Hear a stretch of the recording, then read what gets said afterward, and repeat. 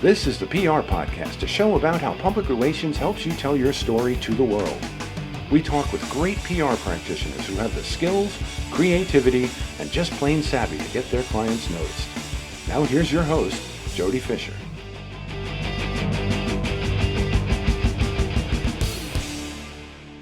Hey everyone, and welcome to the PR Podcast. I'm Jody Fisher. Thanks for joining us. Well, our PR Podcast plug this week goes to Carrie Porter, Senior Communication Strategist at Scout Lab. Carrie recently had an article published in Spin Sucks titled, "The LGBTQ plus community is growing, so why don't we see them on screen?" Sounds great. I want to read it. I'm going to as soon as we finish taping this episode. But she says she's read Spin Sucks throughout her career, and having something that Ginny Dietrich wanted to publish was a dream. Well, I can certainly identify with that feeling. We had Ginny on as a guest recently, so take a listen to that episode as well. And congrats to Carrie Porter, Senior Communication Strategist at Scout Lab, for achieving that lifelong dream. If you want to be featured, send an email to Jody Fisher at jodyfisherpr.com, or reach out on one of the socials and send us your PR podcast plug. It's something just like that, right? It's not your 9 to 5. It's something cool that you did. Maybe it's related to PR, but maybe it's not. We want to hear about what you're doing, and we want to give you a little bit of kudos. So reach out and send us your PR podcast plug today. Now on with our show and our guest for today. Tieja MacLaughlin is the founder of her namesake firm based in Toronto, the first of its kind to integrate restorative justice techniques into the practice of issues management. She's a former reporter and a regular keynote speaker recognized for her candid, authenticity, sharp wit, and effortless adaptability that connects with a range of audiences. Now, prior to her current role, Tieja worked in the sports industry, including various roles with Hockey Canada, Rogers Sportsnet, the Ottawa Senators NHL, and the Kitchener Rangers OHL. Tieja, welcome to the PR Podcast. Thanks so much for having me. Hi. It's a real pleasure to have you here. So tell us about running your own firm, first of all. You know, I'm just a couple months into running my own PR agency, and it is, there are a lot of things that I didn't expect. I'm enjoying it, but tell us your story about running your own shop.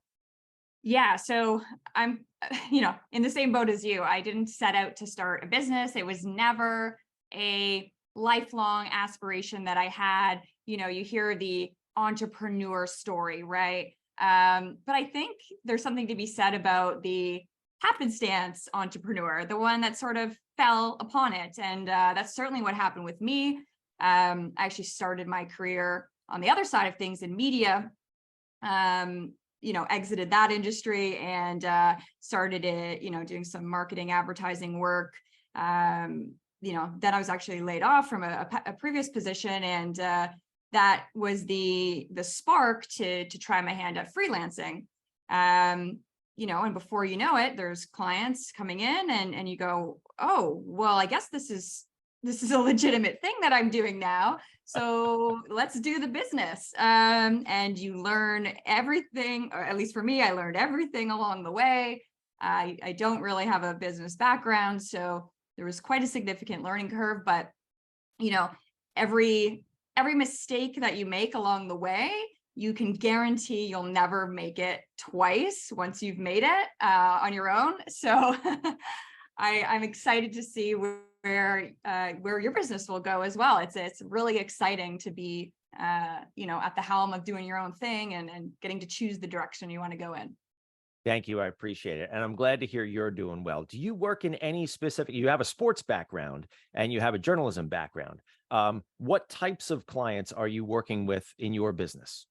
Yeah, I get asked this a lot. Like, do you specialize in any specific industry? And the answer is no. And I think that I actually provide a lot more value to industries that I'm not as versed in, because I'm able to help them, these really technically savvy businesses, to articulate their message in a way that they've perhaps lost sight of because they're so niche focused and used to talking a certain way with their peers.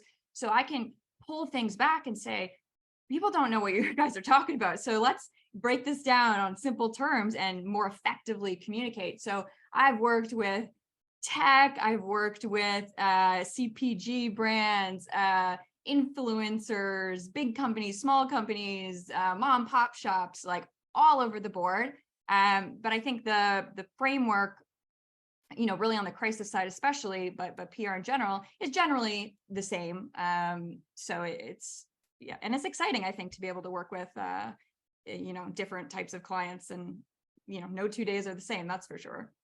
And for a couple of former reporters like you and me, we have that little sort of mild ADHD where we want to be doing something different every day.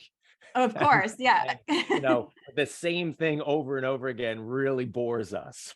Yes, exactly. And so I think as a personality trait, it's good to have lots of different things to do. But let's talk a little bit about some of your crisis work, because that's an area that you've worked in, and specifically on leveraging criticism and using it as a learning opportunity. Talk to us a little bit about how you, as you put it, haters as a source of data and using them to influence change.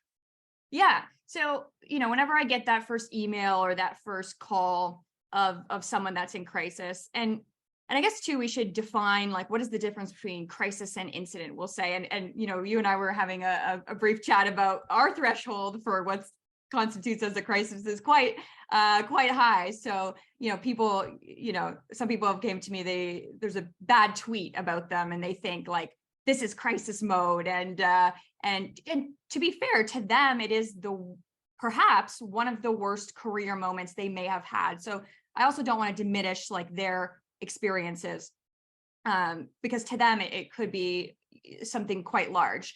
I guess when you just see so many different types of crisis, incidents, emergencies, accidents, you come to understand what the difference is between a crisis and an incident. So I guess that's kind of part one, but part two is whatever the criticism is that you're experiencing, and this idea of, it's a silly like phrase, but using haters as a source of data, people conduct like all of these public surveys and invest so much money into collecting data. But when people are critical of your business or what you're doing, that is a source of data, and you're getting it for free. So it's like, why wouldn't you take that and do something with it? In that moment, of course, it's human nature. Everyone, when we receive criticism, we want to defend ourselves and we feel hurt, and all of that is valid. But, the silver lining is this is valuable information that we can use to improve our business, improve our product or service, take some of their feedback and implement it into what we're doing. And so I think, it's hugely valuable.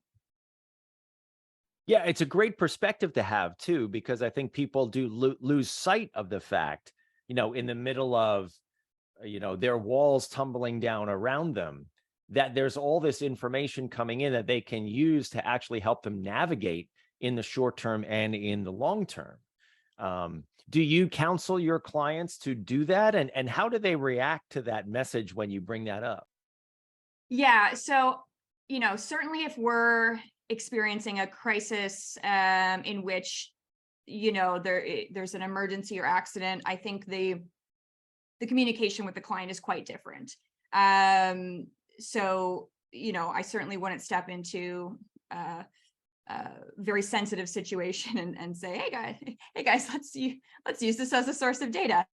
But I'm seeing a lot more business come in on my end on the crisis side of things, to do with threads on social media, blog posts, online articles, and this sort of thing. So when those calls come in, that is a great opportunity to put into perspective what the person is going through. The speed at which this news cycle will be done is also another thing that a lot of people don't realize. What exists on the internet, there'll be a new thing happening in, tomorrow for sure, but probably within the next hour. And when I'm able to walk them through and put it into perspective that we can actually leverage this moment that you're experiencing online to your advantage, they start to see, when we start executing and they start to see it, they come around. And then it speaks for itself, right? And if you pull back and think about the basic premise of internet, social media, search algorithms, it's attention and engagement, right? So if we can, when people are hate viewing or hate listening, which is again, a silly term to use, but that is attention and engagement. So it can be leveraged if done properly. I think it most certainly can be leveraged ultimately for something good if that's what you want to do. Yeah, social media has become, I think, a series of either echo chambers or silos where people, I think, by and large, tend to look for content that reinforces their predetermined views. And when they run up against something that is in direct opposition to that, they engage in just that either hate viewing or hate scrolling, or they get into arguments with people they don't know just for the sake of getting into an argument to prove that they're right. Yeah, and we could get into a waste whole of time. Yeah, we could get into a whole conversation on that's critical of how these social media platforms operate, and they're doing so for very intentionally for a reason, which is to make you emotional and keep you on their platforms. I mean, that's a whole other topic, But you've also talked about how that can be leveraged for dollars. How can you take that, and let's just call it emotion. Let's take the positive, negative out of it.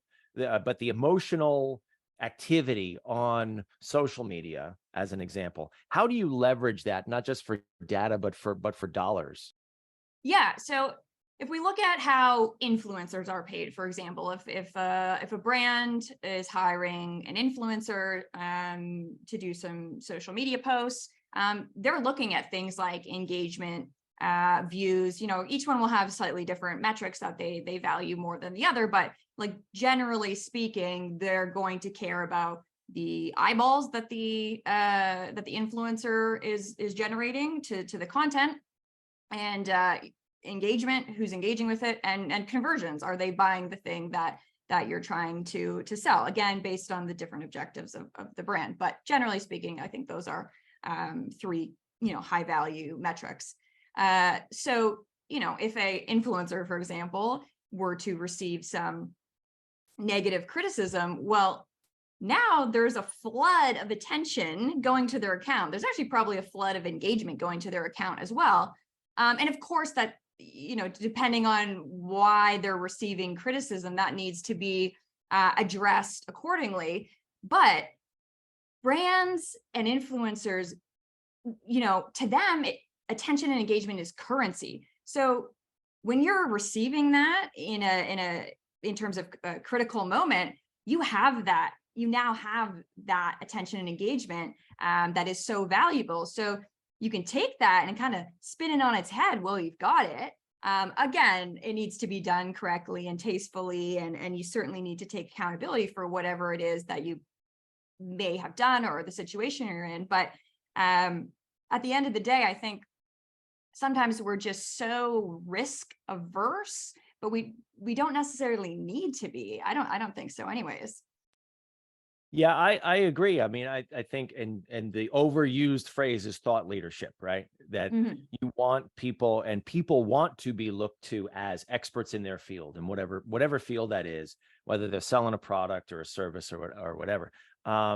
In order to do that, you got to hang yourself out there a little bit, right? You've got to articulate your position, and understanding in this environment that you're describing. Some people may take issue with it depending on the subject.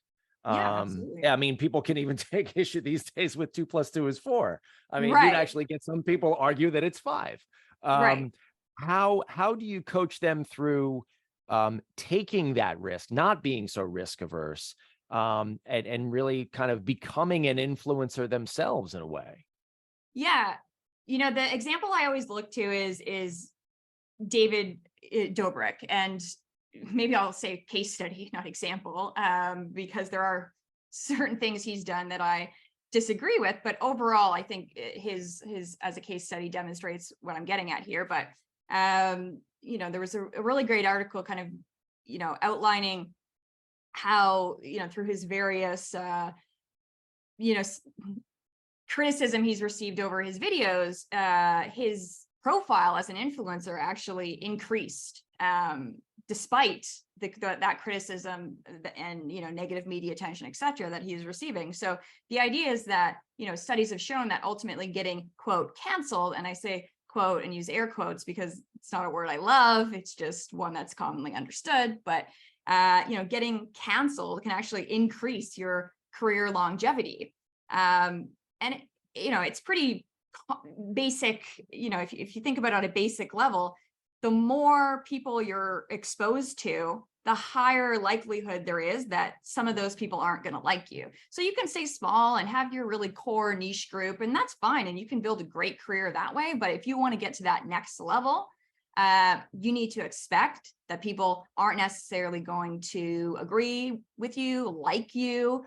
And that's something that you really just, there's no other way to put it. You have to accept, if you're going to put yourself out there in the public eye, is that's going to happen.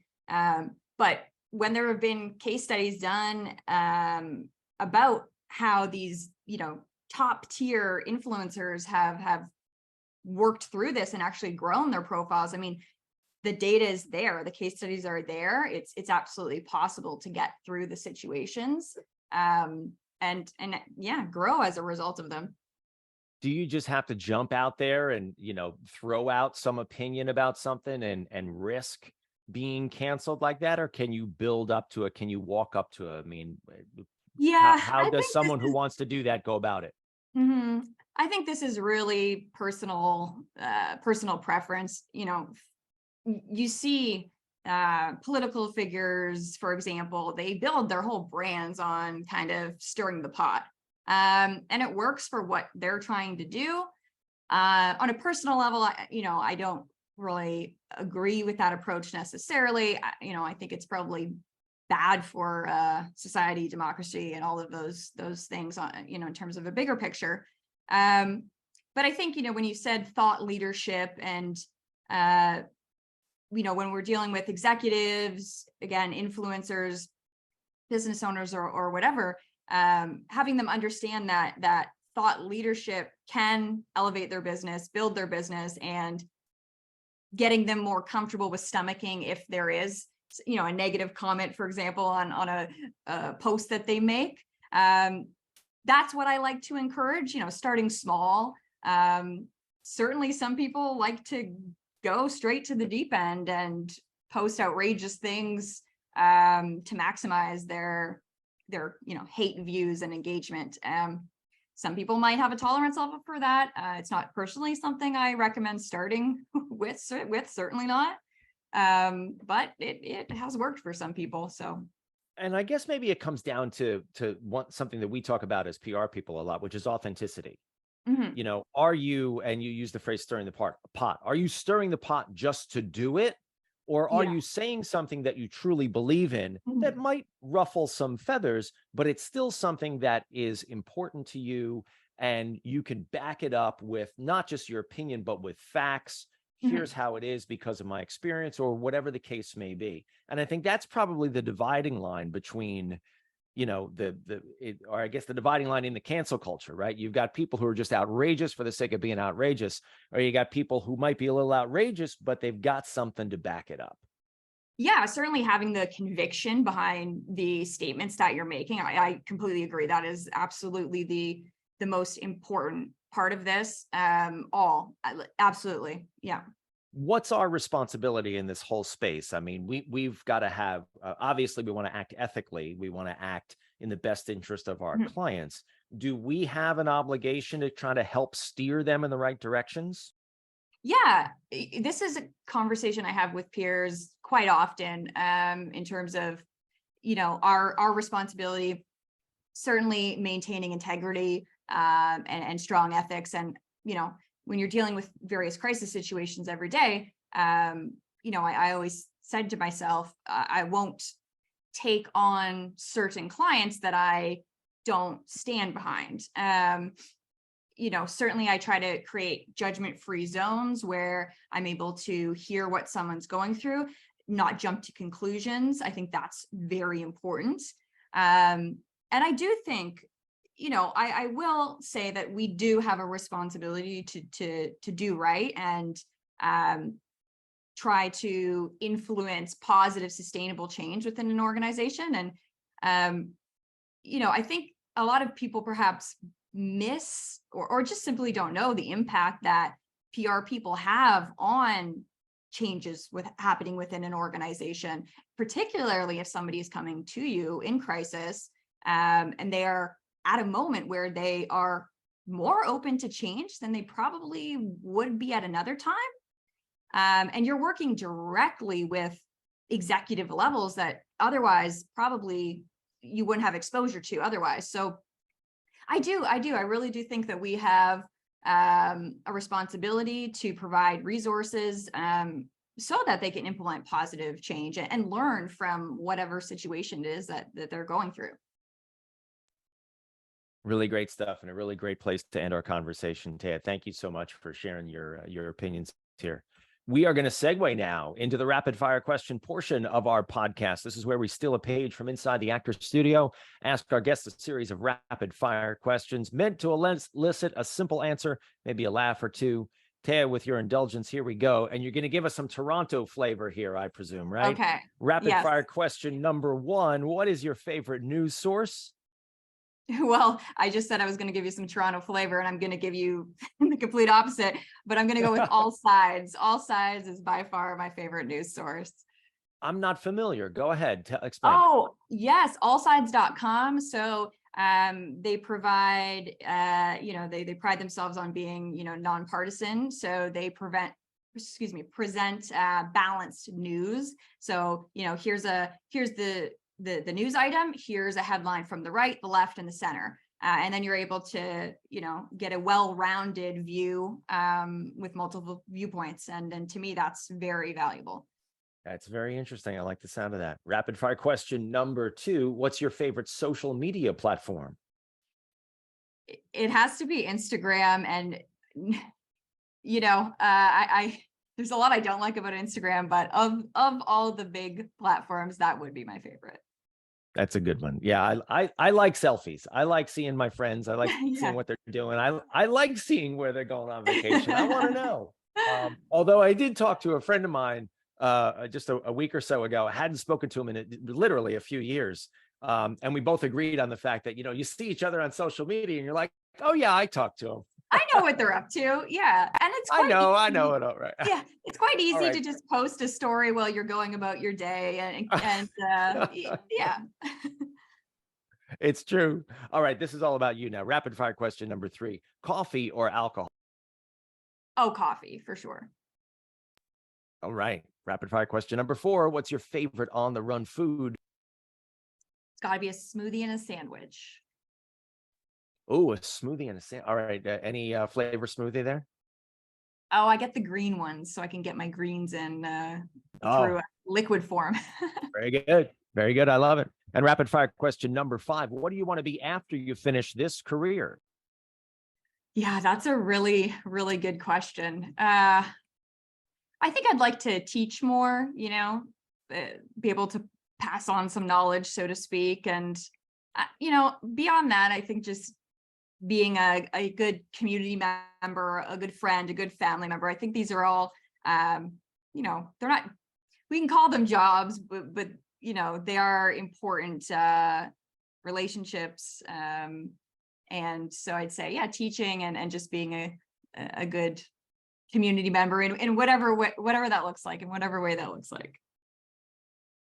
Sounds good to me. Well, Tieja, this has been a great conversation. Please let people know how they can find you online.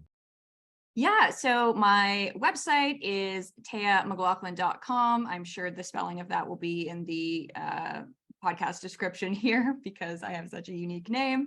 And then all my social links are on the website as well. Fantastic. Well, thanks again, Tieja. And thank you, everyone, for listening. Please remember to subscribe to the show, connect with us on Facebook, Twitter, Instagram, and TikTok at the PR Podcast, and send us a question or a comment. Our intro is by Christopher Apple. You can find him and his fantastic photography on Instagram at Christopher_APPOLDT.